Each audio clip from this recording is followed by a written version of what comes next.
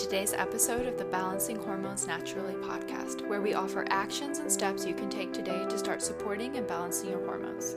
This is your podcast host, Leah Brueggemann. I am honored and excited to be your guide on your way to better understanding your hormone health and how it affects your everyday life.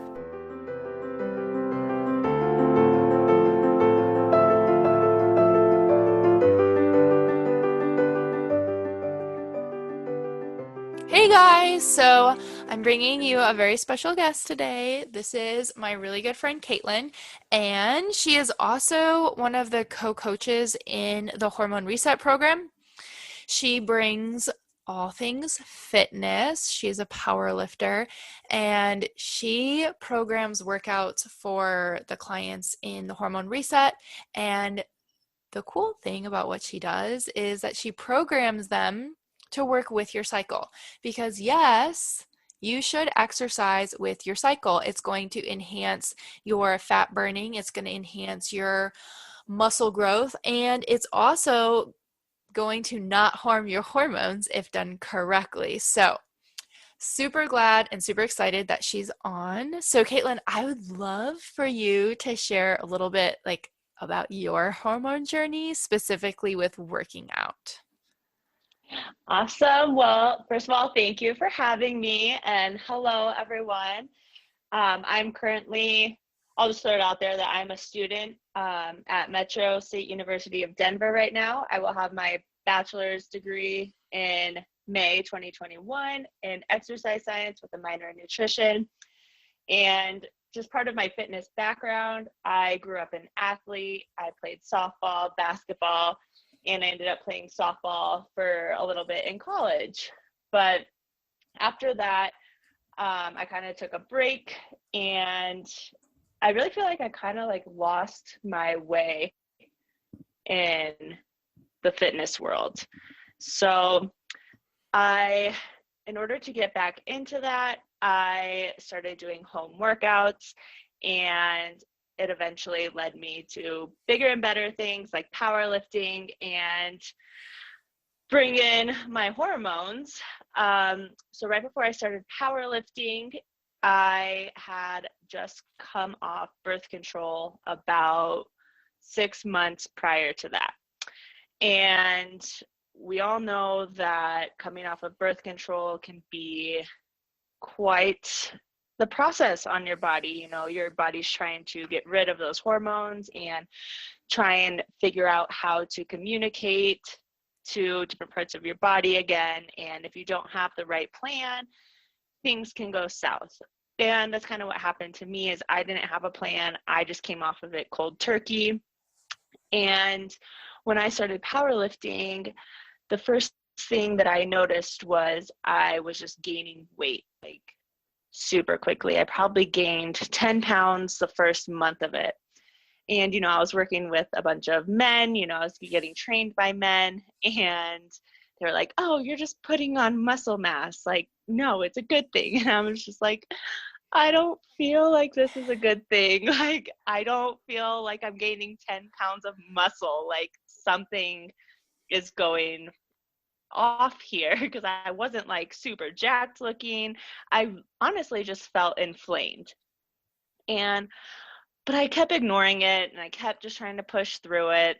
And actually right before I started powerlifting, so this was November 2018, that's when I went through Leah's Hormone Reset program. And I learned so much about your cycle and how you should eat for your cycle, and balancing your hormones, seed cycling, the whole shebang. But one thing that I had never changed throughout this time was the way that I was working out. I was spending a couple hours in the gym, and especially with powerlifting, my workouts were closer to 2 hours at this point. And when I first did the Hormone Reset program, I was able to lose, I think it was 5 pounds just right away. And I was like, sweet, this is awesome. I haven't been able to lose weight in a long time. But then that was gained back once I started powerlifting that 6 months later.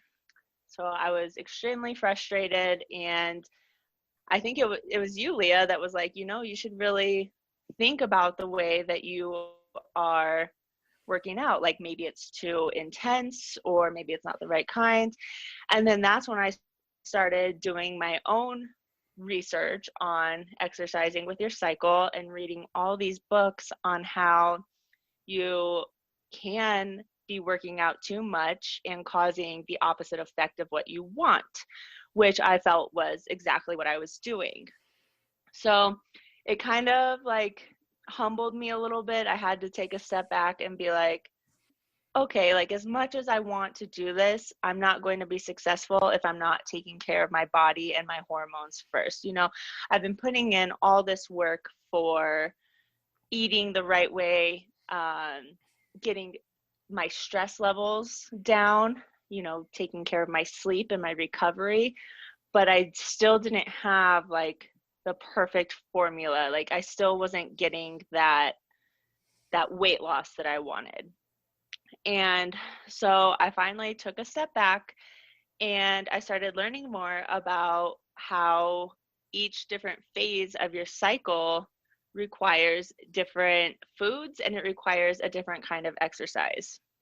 Because, especially as women, I feel like we're so hard on ourselves. And it's like when you're on your period and you're trying to lose weight or you're trying to get in shape, whatever your goal is, we're so hard on ourselves to push ourselves during the time of menstruation, when Mhm. actually that's when I like to tell people that this is a great time to consider a nap as a workout, because during that part of your phase, your body needs sleep. It needs recovery. Any high intensity exercise that you do during this time is just going to counteract um, any output that you're wanting from And it. I So, think that that was some of the ladies' biggest wins in the hormone reset, um, was getting permission to slow down because, and we're not saying you can't see results with slowing down. Like we have had clients in the military go through the hormone reset program and they have fitness goals and they have, you know, strength goals that they have to meet and they're still able to meet them and they're able to exceed them while still taking care of their hormones because it's so important. And I think that as women, we are always trying to just go, go, go, go, go because we feel like we have to prove something. And like, for example, you said you were getting trained by a bunch of guys, and they're like, oh, no, no, no, you're just gaining muscle. And it's so frustrating because, like, how you should work out as a girl is a lot different than how they should work out to see results.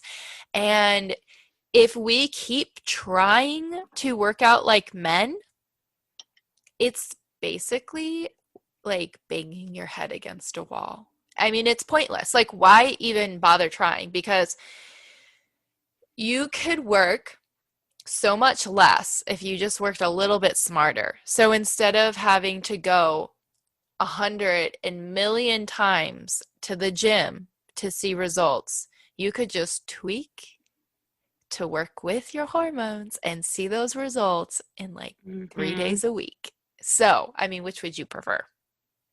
absolutely. And who has time to be spending hours in the gym anyways? So I started reading a lot about how a lot of these fitness studies are actually done on men. And you have to think, a man has a 24-hour cycle. Their hormones reset every 24 hours, whereas ours is a 28-day cycle, 28 to 35, however long it may be. So we have to work with that. We don't operate every 24 hours. We have hormones that are increasing day by day, being day by day. And once you start exercising in the way that your hormones are working, like you said, it's you don't have to spend as much time if you work. So how you should work out with your cycle, we'll start with menstruation. That is technically your follicular phase, but I kind of like to separate it just because, your follicular phase, we like to say that's your Beyonce phase, your go-getter on top of it, but you don't necessarily always feel like that during your period. So that's why we say listen to your body, do more restorative exercises. Your hormones just dropped. That's what brings your period.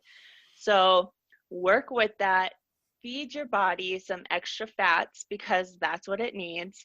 And um, from there, then once your period is starting to go away, then you're going to start to feel more energized, and we're in your follicular phase. And then that's when you're going to feel more likely to do group fitness classes. Now, I know that's probably not very popular right now, but once gyms open it up again, that's when you want to try new things. You have high energy. You want to do classes like kickboxing or cycling. And like I said, try new things. So, And what would be like, let's give some examples of different types. So, like, if you are a weightlifter, like, what would your workouts kind of look like during this time? okay, so for weightlifting, which I encourage every single woman to do at least 2 to 3 times a week at the bare minimum, it is so healthy for your bones, your mental health, because by the time you reach 30 years old, your bone density is at its maximum. And weightlifting helps bone density tremendously. So, but even if you start at 28, 29, or 32, it's okay. I'm Just as long almost as, 30. dude, I'm 30 in like 2 weeks. I'm over here like, what? I know, I cannot believe it's so close, but that's why I highly encourage weightlifting. And it also helps with your composition. Anyone that says like, I want to tone, and I'm sorry, I'm getting a little off track here, but toning is building muscle. Yes, there is some fat loss included, but toning is building muscle. So if you're someone that wants to tone, pick up some weights, okay? Okay. So, since you went on the train of toning, because that's such a buzzword, let's just reassure I the know. women that are really scared of getting really bulky. So does that like I have heard that where women literally will pick up water bottles because they're like, I can't lift heavier than a water bottle because it's gonna make me bulky. So tell us about that. I know you hear it so much, but weightlifting is not going to make you bulky. If you have, I think what women fear is gaining weight, where when you gain muscle mass, you're going to see the scale go up, unless you are someone that has a lot of weight to lose. But if you're someone who's generally pretty thin or fit and you're afraid of getting bulky, it's not going to happen. I mean, you need to be on supplements. You would need to be eating a ton of protein. Um, you'd have to be lifting so heavy for that to happen multiple times a week. And, that's just not going to happen lifting 20, 25, 30, 40 pounds. Where when people want to look toned without getting bulky, then that's where I recommend, adding some cardio in, because that's going to help with like not breaking down everything.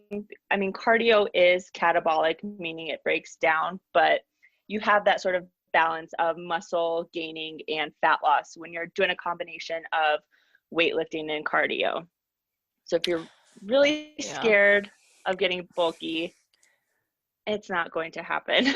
Yeah, I don't even think you need to have a precaution of do this or whatever because like the copious amounts of protein and like supplements and creatine and all the things that you would have to be taking to get quote unquote bulky, trust me, you're not going to get there Mm-hmm. unless you're actively trying to get there. You don't just like accidentally become bulky. And so the toning that we're all Right. chasing after, I see that all the time. I'm not trying to build muscle, I'm just trying to tone. Sorry, I'm not making fun of you. You probably feel very It's the called out same right now. thing. It's the same thing. Yeah, But we're just trying to teach you, like, yeah. doing is building muscle. That's what it is.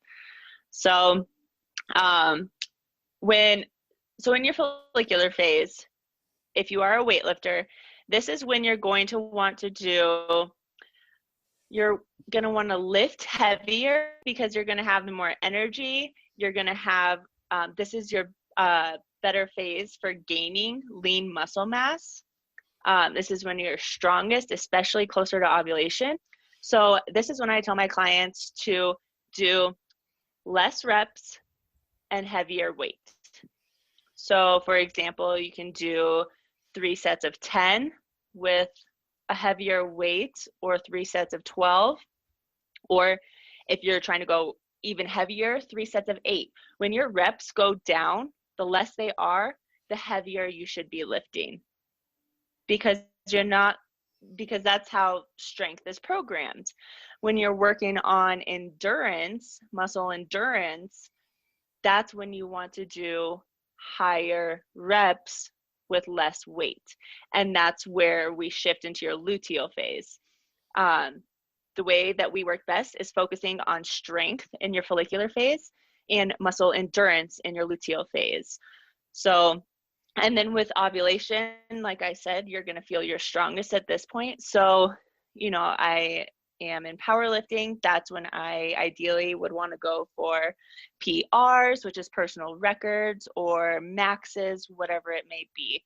But if you really start to focus on that, you'll notice, like, wow, I feel really strong in my follicular phase. And as you transition into your luteal phase, when your hormones begin to start dropping, that's when we start to lose that easy ability to gain lean muscle mass. So that's why we shift our focus to muscle endurance. So in the luteal phase, Um, then would it be, um, let's say you get bored doing lots of reps with lower mhm, weight. That's me. I'm raising my hand. mhm, mhm. What would be some alternatives that you could do, like other exercises or other types of like Yep, exercising, maybe? sure. So this is when you can also shift your focus to doing more Pilates, which is great, yoga, which is really great, more stretching, more walking, and just kind of switch things up depending on how your energy is. In the first 5 days of your luteal phase, you're probably still going to have that energy because your hormones aren't dropping as much. So you can still go for, like, I like to recommend 2 sets of 15, because also when I'm in my luteal phase, sometimes the last thing I feel like doing is a bunch of reps and a bunch of sets. So I make sure to do 2 sets, 15. I'm like, okay, if I can just mentally tell myself all I have to do is 2 sets, then I feel like I can get through the workout better. Yeah. Um, but then if you um, aren't like that, then I would definitely consider Pilates and other just more slow paced, simple, but like still effective workouts. What's good to you? Okay, so what what would be the so we know we want to slow down our workouts in our luteal phase. So what if we are a rebel and we don't do that because we want to lose weight and slowing down is not going to help our goals? What would happen? So, if you push beyond that capacity that your body has, then you can actually send your body into fat storage mode. And a lot of times when you are dealing with a hormonal imbalance and you're working out beyond 30 minutes, it's capped at 30 minutes because that's when our cortisol has reached its capacity pretty much. And if you work out beyond that, that's what causes your body to start hanging on to fat rather than losing it. So you're putting your hard work into nothing. Yeah. You're still gonna feel inflamed. You're still gonna hold on to that weight, and it's not going to be as effective as if you would just keep it at that minimum level while it's still effective. Yeah. And on top of that, you're going to have a Like better more period it as well because, like you said, mm-hmm. if you're spiking your cortisol, our body prioritizes making cortisol over sex hormones because cortisol, our body's like, oh my goodness, we have to run from the bear. We need Your to, fight or flight hormone. yeah. And so if you're running from a bear, even though you're just working out, your body is going to be like, well, we don't need reproductive hormones because we don't need to make babies right now because we're trying to run from a bear. And then you're going to have a really crappy period because your Mm-hmm. stress levels were too high and you weren't getting what you needed in your sex hormone production. Yeah. So cortisol and progesterone are made from the same compounds, which is super interesting. So if you are a high stress kind of person, and you have to think about your stress, the stress you're putting in at the gym, the stress you're dealing with at home, the stress you're dealing with at work, that all adds up. And another one is not getting enough sleep. So if you have all four of those things and your cortisol is just constantly being pushed out, then there's a good chance that you're going to have low progesterone because it's, like you said, it's going to prioritize making cortisol over progesterone, Yeah, which you need for a healthy period and a healthy pregnancy.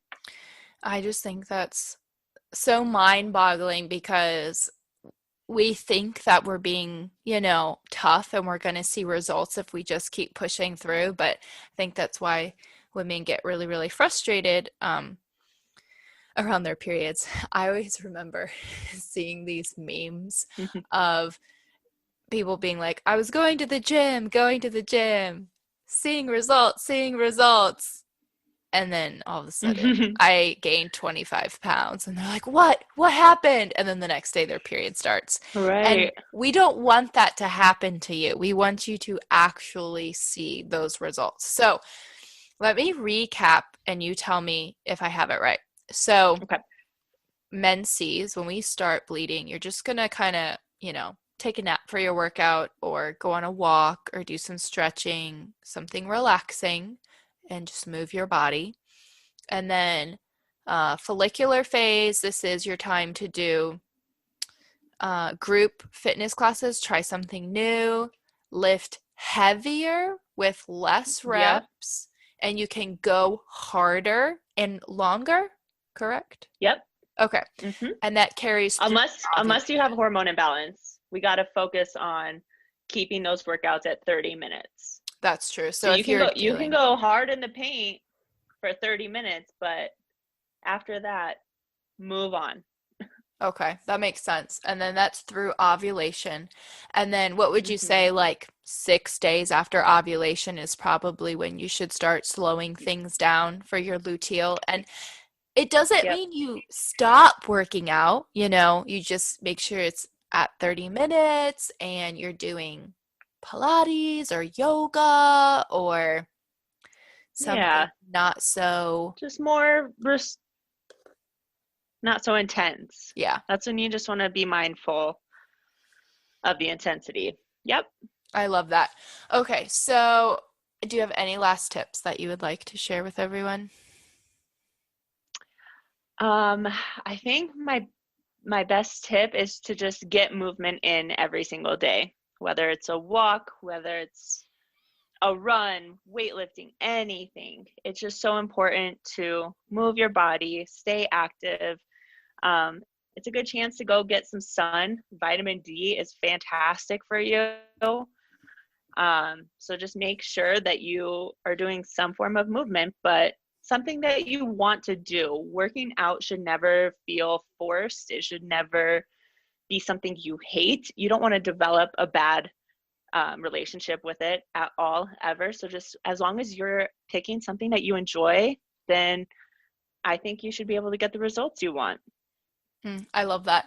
Okay, so now I have the three questions I ask every guest. So, are Yes. you ready? Ooh, I'm excited. Okay, so number one, I want you to share, if you're okay with sharing, when you first got your period and whether that experience was positive or negative.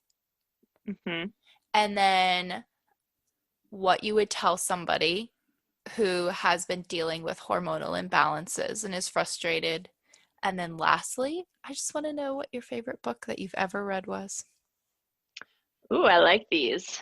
Okay, so when I first got my period, I was 11 years old. I was in fifth grade and I was at a friend's birthday party. Oh, And I goodness. remember it was December because I know her still and I know her birthday's in December, which so now I'm 29 and that was 11. Oh my gosh, I've had my period for a long time. But I just remember like going to the bathroom and it wasn't like heavy or anything because it was just first starting. And I went home that night and I even remember the underwear I was wearing. Isn't that wild? They were pink and they were from Limited Too. And I was like, Mom, something's happening. Cause like I don't really remember her having like the talk with me or Yeah. anything. Like I was never expecting it. And she was like, oh no, that's just your period. I was like, what is that? Like, Were you like, so I I just, am dying? yeah, I was like, Mom, something's happening. I was like, did I get a cut down there? Like, I don't know. Oh my gosh, that's too And funny. then, yeah, I just remember having to learn how to use tampons pretty quickly because that spring we had field day every year, one day a Oh, year, yeah. and there was always water games and there was a whole water slide and all this stuff, and I happened to have my period for it. So my mom was like, well, you either can't do all that stuff or you got to learn. So I just remember her like on the other side of the bathroom door, like trying to teach me how to do it. I'm just like, are you sure this is what I'm supposed to do? I think that we need a whole podcast episode on tampons because I'm telling you, I feel like everybody has to have a good story about tampons because the Right. first time I wore a tampon, I swore, I mean, I didn't swear, but I thought for sure I was like every 5 minutes, I thought I was getting toxic shock syndrome. Like literally, Right. if my arm itched, I was like, oh my gosh, I'm going into toxic shock. Yes, It's I so remember like bad. reading it was like on the tampon box or something, just like reading it. I'm like, oh my gosh, I need to be careful. I know, it's so funny. Okay, and what would you tell somebody who's dealing Crazy. with Okay. hormonal imbalance?